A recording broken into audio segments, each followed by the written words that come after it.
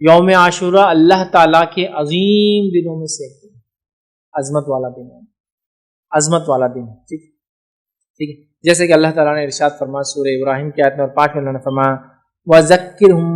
بِأَيَّامِ اللَّهِ، اللہ نے فرمایا کہا اور انہیں اللہ کے احسانات یاد دلا دو، اور ان کو اللہ کے احسانات یاد دلا دو، اللہ کے احسانات یاد دلا دو، ٹھیک۔ اور ایسا کب ہوا؟ یہ احسان ہم کیسا یاد کر سکتے ہیں؟ یہ عظیم دنوں میں سے اللہ تعالیٰ نے اس دن موسیٰ علیہ السلام کی قوم کو فرعون سے نجات دی تھی، کیونکہ 10 جو محرم ہے،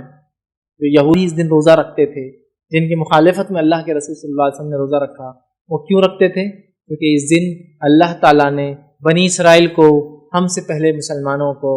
ہم سے پہلے انبیاء کو ماننے والوں میں سے ایک نبی کو، برگزیدہ اولو العزم نبی کو ماننے والے ایک قوم جو موسیٰ علیہ السلام کی قوم تھی، ان کو اللہ نے آزادی دی تھی، وہ ہم سے پہلے ایمان لانے والوں کو آزادی دی تھی، اور اس فرعون کو اور اس کے لشکر کو ہلاک کیا تھا، گویا ایول کو، برائی کو اللہ تعالیٰ نے ختم کیا تھا اس دن، تو لہٰذا اس اعتبار سے یہ ایک عظیم دن ہے، اور اللہ کی جو ہے احسانات یاد دلاتا ہے یہ دن ہم کو۔ یہود اس دن مدینہ کے اندر کیا کرتے تھے؟ اس دن روزہ رکھتے تھے اور عید مناتے تھے، اور ان کی عورتیں زیورات وغیرہ پہنتی تھی، تو وہ لوگ پہلے سے کرتے تھے، ان کی عورتیں زیورات وغیرہ پہنتی تیار ہوتی تھی اس دن، ٹھیک ہے۔ تو بہرحال ایک عظیم دن ہے، تو اس نعمت کے شکر میں موسیٰ علیہ السلام نے اس دن روزہ رکھا تھا، اور اسی نعمت کے شکر میں بنی اسرائیل اور نبی اکرم صلی اللہ علیہ وسلم کے زمانے کے یہود روزہ رکھتے تھے، یاد رکھیے، اور اسی نعمت کے شکر میں جو موسیٰ علیہ السلام نے ادا کیا تھا 10 کو، ایک عظیم دن تھا، جو کہ نبی اکرم صلی اللہ علیہ وسلم نے روزہ رکھا تو وہ سنت ہو گیا، اور اصحاب کو کہا روزہ رکھو، تو لہٰذا ہمارے لیے مستحب ہوگا کہ ہم بھی اس دن روزہ رکھیں، گویا ہم بھی پچھلے لوگوں کی خوشی میں شامل ہو رہے ہیں، گویا یہ موسیٰ علیہ السلام ان کی قوم کے لیے، بنی اسرائیل کے لیے انڈیپینڈنس ڈے تھا، فرعون سے نجات کا دن تھا، آزادی کا دن تھا، جس نے غاصبانہ طور سے، غلط اور ظالمانہ طور سے ان پہ قبضہ کر رکھا تھا اور ان کو غلام بنا دیا تھا اپنی زمین کے، سمجھا؟ تو گویا یہ دن اللہ کے شکر کا دن ہے، ایک عظمت والا دن ہے۔ اسی طرح جو ہے ابن عباس رضی اللہ عنہ فرماتے اور کہتے ہیں رسول اللہ صلی اللہ علیہ وسلم جب مدینہ تشریف لائے تو یہودیوں کو عاشورے کے دن روزہ رکھتے ہوئے پایا، تو آپ نے ان سے فرمایا یہ کیسا دن ہے، یہ کیسا دن ہے جس میں روزے سے ہو، مطلب یہودیوں سے پوچھا تم روزے سے ہو، کیسا دن ہے؟ تو ان لوگوں نے کہا یہ ایک عظیم دن ہے، اسی دن اللہ نے موسیٰ اور ان کی قوم کو نجات دیا تھا، اور فرعون اور اس کی قوم کو غرق کر دیا تھا، اور ایک روایت میں یہ ہے کہ ایسا دن ہے جس میں اللہ نے موسیٰ اور بنی اسرائیل کو فرعون پر غلبہ عطا فرمایا تھا، چنانچہ موسیٰ علیہ السلام نے بطور شکرانے کہ اس دن روزہ رکھا، لہٰذا ہم بھی روزہ رکھتے ہیں اس دن، یہودیوں نے کہا، ٹھیک ہے۔ تو رسول اللہ صلی اللہ علیہ وسلم فرمایا ہم تمہارے بنسبت موسیٰ علیہ السلام سے زیادہ قریب اور ہم مستحق ہے کہ ہم بھی روزہ رکھیں، ہم تو موسیٰ علیہ السلام سے تم سے بھی زیادہ قریب ہے، کیونکہ تم نے تو دوسرا دین اختیار کر لیا، ہم تو اسی دین پر ہے جو موسیٰ علیہ السلام لائے تھے۔ تو جب یہودیوں نے کہا کہ ہم اس موسیٰ نے چونکہ اس خوشی میں روزہ رکھا تھا، ہم بھی اس خوشی میں شکرانے میں روزہ رکھتے ہیں، تو اللہ کے رسول نے فرمایا ہم زیادہ مستحق ہے کہ موسیٰ کی اس خوشی میں شامل ہو اور شکر ادا کریں، لہٰذا آپ نے کہا موسیٰ علیہ السلام کے زیادہ قریب وہ مستحق ہے، چنانچہ اللہ کے رسول صلی اللہ علیہ وسلم نے اس دن کا روزہ رکھا اور صحابہ کرام کو بھی اس دن کا روزہ رکھنے کا حکم دیا، تو گویا ہم بھی پچھلے لوگوں کی خوشیوں میں شامل ہو رہے ہیں جو ہم سے پہلے ایمان والے تھے، اس عظیم دن اللہ رب العزت نے ان کو آزادی دی تھی، یاد رکھیں۔ اسی طرح عاشورہ ہمیں اس بات کی یاد دہانی کرتا ہے کہ مسلمانوں کے درمیان آپسی گہرا تعلق ہے، چاہے ہم زمین زمانے کے اعتبار سے دور ہو، آپسی گہرا تعلق ہے، عاشورہ یہ ہم کو پیغام دیتا ہے، چاہے زمین اور زمانے کے اعتبار سے ہم بہت دور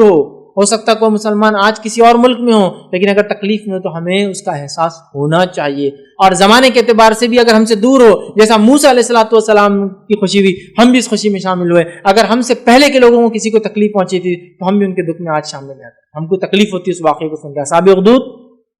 ہے نا، ہزاروں کی تعداد میں آگ میں جلا دیے گئے، ہم اس میں شامل ہیں۔ عیسیٰ علیہ السلام کو ماننے والوں کو ہزاروں کی تعداد میں بھوکے شیروں کے سامنے ڈال دیا جاتا تھا، آپ کو معلوم ہے رومی حکومت، بزنطینی حکومت بننے سے پہلے، مطلب رومن امپائر جب تک عیسائیت قبول نہیں کیا تھا تو انہوں نے ہزاروں ہزار عیسائیوں کو جو عیسیٰ علیہ السلام پر ایمان لائے تھے بھوکے شیروں کے سامنے ڈال دیا، وہ تکلیف میں ہم بھی شامل ہیں۔ چاہے وہ آج یہود ہو اور نصارہ ہو، لیکن جب وہ ایمان لائے تھے اپنے نبی پہ تو ہم ان کی تکلیفوں میں شامل ہیں۔ تو زمانے کے اعتبار سے ہم آگے پیچھے ہو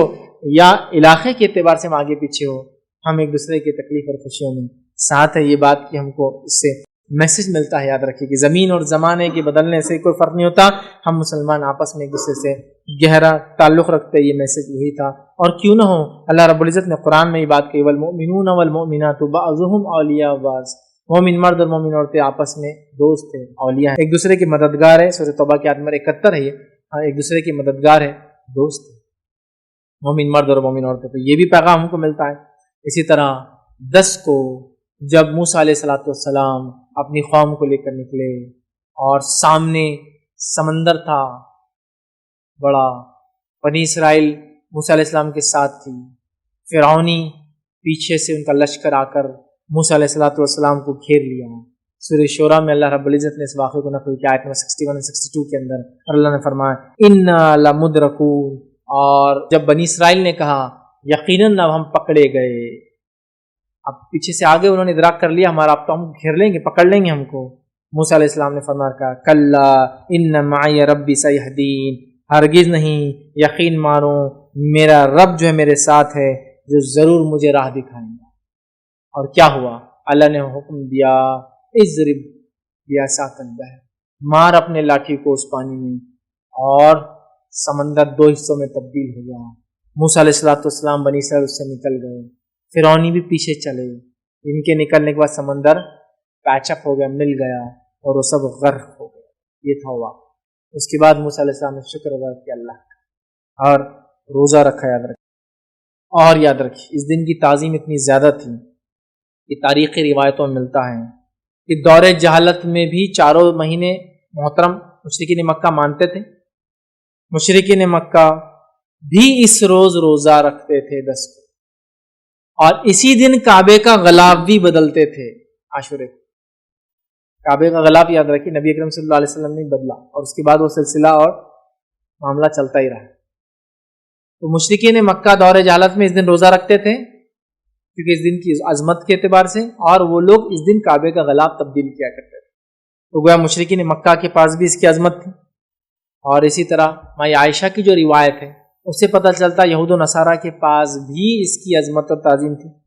میں سمجھتا ہوں پورا واقعہ میں نے آپ کے سامنے رکھ دیا، پھر بھی بہت مختصر سا اس کو ایک بار پھر دہراتا ہوں۔ مائی عائشہ کی روایت وہ فرماتی اور کہتی زمانہ جاہلیت میں قریش عاشورے کے دن کا روزہ رکھتے تھے، خود رسول اللہ صلی اللہ علیہ وسلم نے بھی ہجرت سے پہلے اس دن کا روزہ رکھا، ہجرت سے روزہ رکھا۔ جب آپ صلی اللہ علیہ وسلم ہجرت کر کے مدینہ منورہ تشریف لائے، خود بھی اس دن کا روزہ رکھتے تھے اور دوسروں کو بھی اس دن کا روزہ رکھنے کا حکم دیتے تھے۔ لیکن جب ماہ رمضان کے روزے فرض کر دیے گئے تو آپ نے عاشورے کے دن کا روزہ رکھنے کا اہتمام ترک کر دیا اور فرمایا جو چاہے اس دن کا روزہ رکھے، جو چاہے اس کو چھوڑ دے۔ صحیح مسلم۔ اور دوسری روایت جو صحیح مسلم کی اس میں الفاظ اس طرح سے ابو موسیٰ اشعری رضی اللہ عنہ فرماتے اور کہتے ہیں یہود یوم عاشورے کو شکرانے کا روزہ رکھتے تھے، اس دن مسرت کا اظہار کرتے تھے، عید مناتے تھے، اپنی عورتوں کو زیورات اور سامان پہناتے تھے زینت کا، اور سامان پہن کر وہ مزین ہوتی، اپنے آپ کو سجاتی اور سنوارتی۔ یہود بھی روزہ رکھتے، مشرکین بھی روزہ رکھتے، اور اس دن کی حرمت ان کے پاس بھی تھی۔ تو عاشورہ ہمیں کیا میسج دیتا ہے؟ عاشورہ ہمیں میسج دیتا ہے کہ یہ ایک بڑا تعظیم کا دن ہے، اللہ کی عظمت والا دن ہے، یاد رکھیں۔ اس میں ہمیں روزہ رکھنا چاہیے شکرانے میں کہ اللہ نے ہم سے پہلے مسلمانوں کو نجات دی تھی، ہے نا۔ دوسرا، اللہ تعالیٰ نے دشمنوں کو مسلمانوں کے ہلاک کیا تھا اس دن۔ اور تیسرا ہمیں ملتا ہے کہ اس کارنامے کو ہم یاد کرتے ہیں اس دن عاشورے کے دن، اور روزہ رکھتے ہیں اس کے شکرانے میں، یاد رکھیں۔ تو لہٰذا عاشورہ ہمارے لیے ایک میسج دیتا ہے، مسلمانوں کو ایک پیغام دیتا ہے۔ یہ پورا مہینہ بہرحال اپنے آپ میں بڑا اہمیت کا حامل ہے۔ ویسے تو محرم وہی مہینہ ہے جس میں نبی کریم صلی اللہ علیہ وسلم مدینہ ہجرت کر کے اس دن پہلی محرم تھی جب آپ مدینہ پہنچے تھے، اسی سے ہجری سن اور سال بہرحال چالو ہوتا ہے۔ تو بڑی اس کی عظمتیں یاد رکھی۔ تو یہ تھی 7 فضائل اس مہینے کی عادت، اور میں سمجھتا ہوں 7 فضیلت میں